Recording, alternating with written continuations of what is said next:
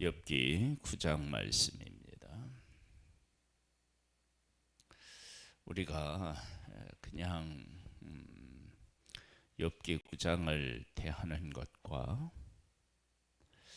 욥이 지금 말할 수 없는 고난을 겪고 있고 친구들의 공격을 받고 있는 와중에 욥이 도대체 무엇을 했느냐라는 그런 배경을 가지고 9장을 보면 9장 자체가 그냥 해석하지 않더라도 은혜가 됩니다. 왜냐하면 그런 고통과 괴로움 중에서 하나님을 고백해요. 하나님 볼까요? 욥이 대답하여 이르되 진실로 내가 이 일이 그런 줄을 알거니와 인생이 어찌 하나님 앞에 의로우랴. 사람이 하나님께 변론하기를 좋아할지라도 천마디에 한마디도 대답하지 못하리라. 그는 마음이 지혜로우시고 힘이 강하시니 그를 거슬러 스스로 완악하게 행하고도 형통할 자가 누구이랴. 하나님이 어떤 하나님이신지를 정확하게 고백하고 그 앞에서 우리 한 사람 한 사람이 어떤 존재인지를 고백하고 있습니다.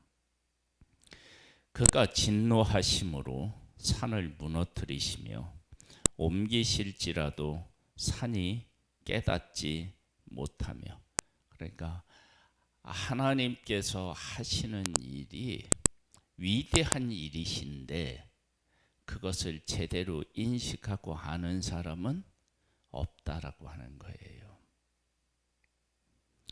그가 땅을 그 자리에서 움직이시니 그 기둥들이 흔들리도다.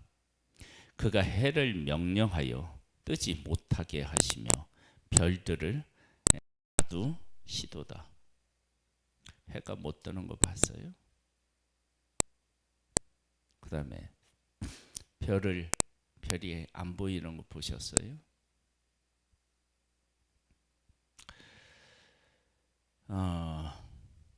하나님이 이렇게 하셔도 인생은 뭐 한다고요? 모르는 거예요.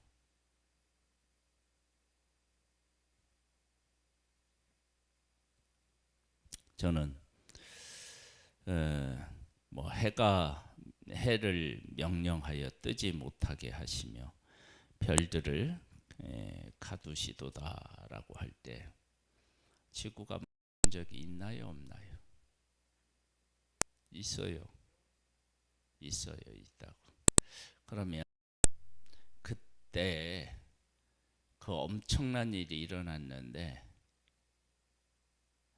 히스기야 때든 뒤로 물러갔죠. 그때 사람들이 그걸 알았을까?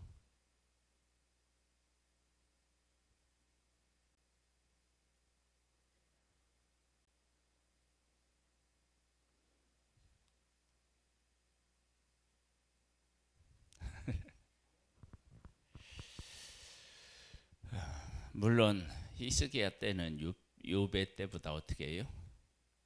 저기 기드온 때는 족장 시대라고 얘기를 하니까 욥이 할 때니까 사실은 그 후대 시대이기는 해요. 근데 하나님이 그렇게 엄청난 일을 하셔도 사람이 그걸 다 모른다는 거예요. 그걸 전제로 하고 있어요. 그러면 이런 고백을 하면서 욥은 정말 자기 인생에 닥친 이 환난은 지구가 멈춘 거 아니겠어요?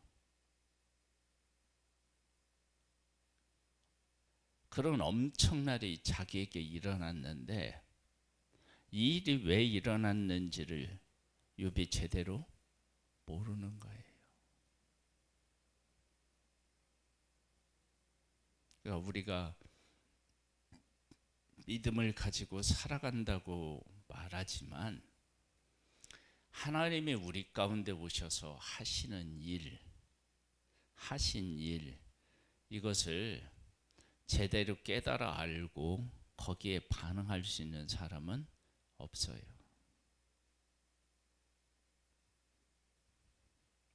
계속 볼까요?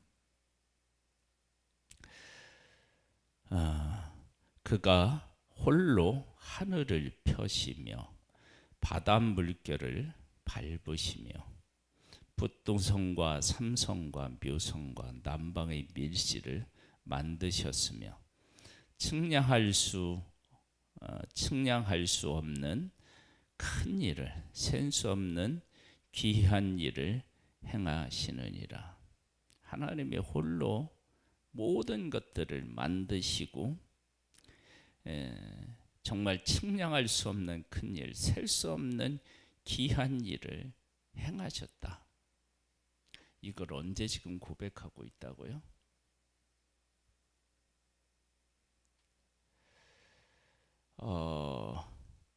친구들이 네 죄 때문이다, 그렇게 공격해 오고 있을 때 그 답으로 뭐를 하느냐? 그러면 하나님이 어떤 하나님이신지를 지금 고백하고 있어요. 그가 내 앞으로 지나시나 내가 보지 못하며 그가 내 앞에서 움직이시나 내가 깨닫지 못하느니라. 하나님이 빼앗으시면 누가 막을 수 있으며 무엇을 하시나이까 하고 누가 물을 수 있으랴. 하나님이 진노를 돌이키지 아니하시나니 라합을 돕는 자들이 그 밑에 굴복하겠거늘. 하물며 내가 감히 대답하겠으며 그 앞에서 무슨 말을 택하랴. 가령 내가 의로울지라도 대답하지 못하겠고 나를 심판하실 그에게 간구할 뿐이며 가령 내가 그를 부르므로 그가 내게 대답하였을지라도 내 음성을 들으셨다고는 내가 믿지 아니하리라. 그가 폭풍으로 나를 치시고 까닭없이 내 상처를 깊게 하시며 나를 숨쉬지 못하게 하시며 괴로움을 내게 채우시는구나. 힘으로 말하면 그가 강하시고 심판으로 말하면 누가 그를 소환하겠느냐. 가령 내가 의로울지라도 내 입이 나를 정죄하리니 가령 내가 온전할지라도 나를 정죄하시리라.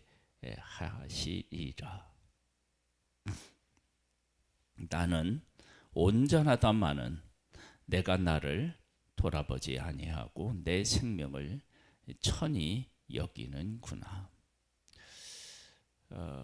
하나님 앞에서 의롭다고 할 수 있는 인생이 하나도 없는 거예요. 욥이라고 하는 사람은 복음을 깨달아 알고 복음을 전하는 일에 온 힘을 쏟은 사람입니다. 근데 그가 육체적인 가시를 이해했나요? 못했나요? 못했죠. 나중에 하나님이 이야기했을 때 그때서야 그 의미를 깨달아 알아서 자기의 약한 것을 자랑했습니다. 하나님이 우리 가운데 어떤 일을 하셨을 때 그 일의 의미, 목적을 제대로 알 수 있는 사람은 없어요. 우리가 안다고 말하지만 그 안다고 말하는 것은 극히 일부에 지나지 않습니다. 그리고 그것을 제대로 적응하지도 못합니다. 아브라함이 하나님 앞에 부름을 받았습니다.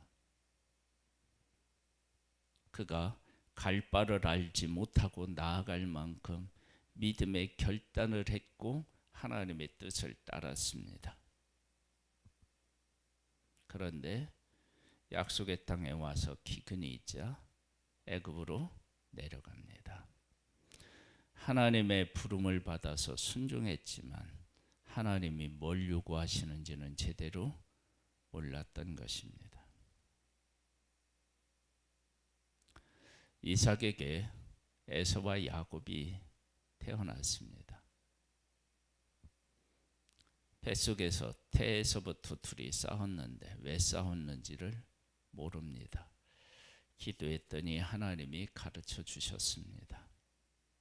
근데 가르쳐 주셨는데 그 가르치심에 대해서 제대로 준비되어 있지 못해서 온 가족이 어떻게 해요?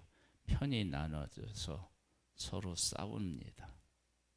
하나님의 뜻을 안다고 그 의미를 제대로 깨달아 알고 순종하는지 못하는 것이 그것이 바로 우리들입니다. 이삭은 하나님께 번제로 드려졌던 그러한 사람임에도 불구하고 모릅니다. 그것을 감당할 능력이 안 됩니다. 하나님이 어떤 하나님이신지 그리고 그 하나님이 지금 우리 가운데 어떻게 일하시고 계신지 제대로 아는 사람이 없어요. 그 큰 하나님을 고백하고 있어요. 그러니까 이것을 지금 욥의 현실에 적용하면 어떤 것들을 우리가 느끼게 되느냐 그러면 내가 이런 큰 환난과 고통을 겪고 있지만 이 일에는 하나님이 분명히 개입해 계신데 욥의 이런 고백을 보면 어떻게 해요? 이 고난의 의미를 잘 모르는 거예요. 왜? 하나님이 가지고 계신 계획은 너무나도 크고 그 깊이가 깊기 때문에 헤아리지를 못하는 거예요. 거기에서 오는 답답함이 있는 거예요. 여러분, 하나님께서 가지고 계신 뜻을 몰라서 답답해하는 것과 내가 왜 이런 고통을 겪느냐라고 하는 원망에 하는 것과는 어떻게 해요? 차원이 다르겠죠. 차이가 있겠죠. 그렇죠? 하나님의 뜻을 내가 다 헤아리지 못하는 것, 못하다고 느끼는 것과 왜 이런 일을 나에게 겪게 하느냐라고 하는 것과는 정말 다릅니다. 한번 보겠습니다. 23절로부터 볼게요. 갑자기 재난이 닥쳐 죽을지라도 무죄한 자의 절망도 그가 비웃으시리라. 세상이 악인의 손에 넘어갔고 재판관의 얼굴도 가려졌나니 그렇게 되게 한 이가 그가 아니시면 누구랴. 악이 가득한 그곳에서도 누구의 통치가 있다는 거예요? 하나님의 통치가 있다는 거예요. 왜 그렇게 하는지 우리는 모르는데 그런데 그 안에는 하나님의 뜻이 있는 거예요. 그러면 욥이 지금 왜 이렇게 되었는지, 왜 이런 일이 일어났는지는 몰라요.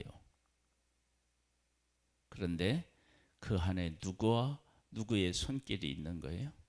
하나님의 손길이 있는 거예요. 그렇게 아는 것과 내가 왜 이런 고통을 겪어야 되느냐 라고 그냥 생각하는 것과는 차이가 있죠. 나의 날이 경주자보다 빨리 사라져 버리니 복을 볼 수 없구나. 그 지나가는 것이 빠른 배 같고 먹이는 날아 내리는 독수리와도 같구나. 가령 내가 말하기를 내 불평을 잊고 얼굴빛을 고쳐 즐거운 모양을 하자 할지라도 내 모든 고통을 두려워하오니 주께서 나를 죄 없다고 여기지 않으실 줄을 아나이다. 내가 정죄하심을 당할진대 어찌 헛되이 수고하리이까. 내가 눈 녹은 물로 몸을 씻고 잿물로 손을 깨끗하게 할지라도 주께서 나를 개천에 빠지게 하시리니 내 옷이라도 나를 싫어하리이다. 하나님은 나처럼 사람이 아니신즉 내가 그에게 대답할 수 없으며 함께 들어가 재판을 할 수도 없고 우리 사이에 손을 얹을 재판결자도 없구나.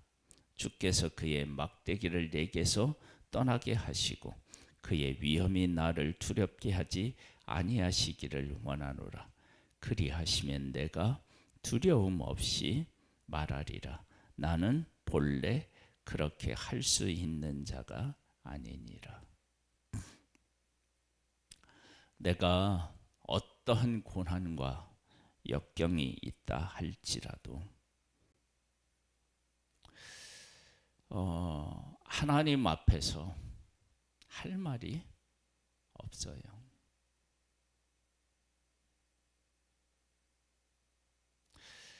하나님이 하시는 일을 우리가 깨닫지 못하고 그 하나님이 하시는 일에 함께하지 못할 뿐이지 하나님은 어떤 순간 어떤 곳에서도 함께 하시는 겁니다.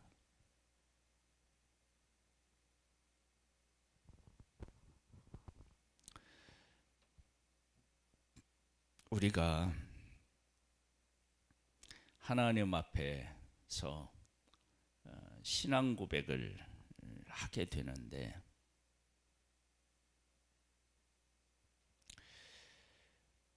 그 하나님의 그 하신 일의 위대함, 내가 당하는 그러한 일들 이해할 수 없고 감당하기 어렵지만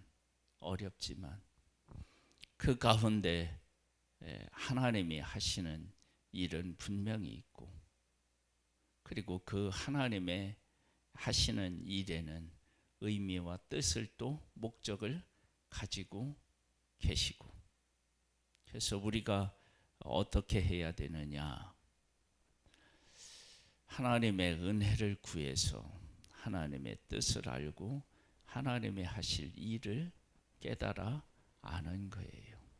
그것이 인생에서 가장 그래서 중요한 일입니다. 바울이 하나님의 뜻을 깨닫기 전에는 하나님 앞에 큰 기도 제목이었는데 하나님의 뜻을 깨닫고 나서는 그 일을 자랑하게 됩니다. 우리 가운데 일어나는 수많은 일들, 이해할 수 없는 일들 속에도 하나님은 일하고 계십니다. 하나님이 지구를 멈춰도 사람은 깨닫지 못하며 그 엄청난 일을 하셔도 별들을 숨기셔도 그것을 알 수가 없는 것입니다. 그것이 우리가 가지고 있는 한계입니다. 그러나 하나님은 지금도 그 위대하신 그 능력으로 우리의 삶을 주관하고 계시고 하나님의 뜻을 이루어 가고 계십니다. 오늘 그 하나님을 만나고 그 하나님의 뜻을 조금이라도 깨닫는 복된 날이 되기를 주님의 이름으로 축복합니다. 아버지 하나님, 하나님은 크신 일을 하시지만 우리는 그 일이 일어났는지조차도 잘 모릅니다. 그것이 우리들이고 그분이 바로 하나님이십니다. 그 하나님을 우리에게 보여주셔서 하나님의 뜻을 깨달아 알게 도와주옵소서. 하나님이 하시는 일을 보여주셔서 깨닫게 하시고 그 일에 함께 할 수 있는 은혜를 베풀어 주시옵소서. 이 나라와 이 민족을 위해 하나님은 지금도 일하고 계십니다. 그 하나님의 위대하신 일하심을 볼 수 있게 하시고 그 일에 함께하는 하나님의 사람들 되기를 소망합니다. 예수님의 이름으로 기도드립니다. 아멘. 하늘에 계신 우리 아버지여, 이름이 거룩히 여김을 받으시오며 나라에 임하옵시며 뜻이 하늘에서 이룬 것 같이 땅에서도 이루어지리이다. 오늘날 우리에게 일할 양식을 주옵시고 우리가 우리에게 죄 지은 자를 사하여 준 것 같이 우리 죄를 사하여 주옵시고 우리를 시험에 들게 하지 마옵시고 다만 악에서 구하옵소서. 대개 나라와 근세와 영광이 아버지께 영원히 있사옵나이다. 아멘.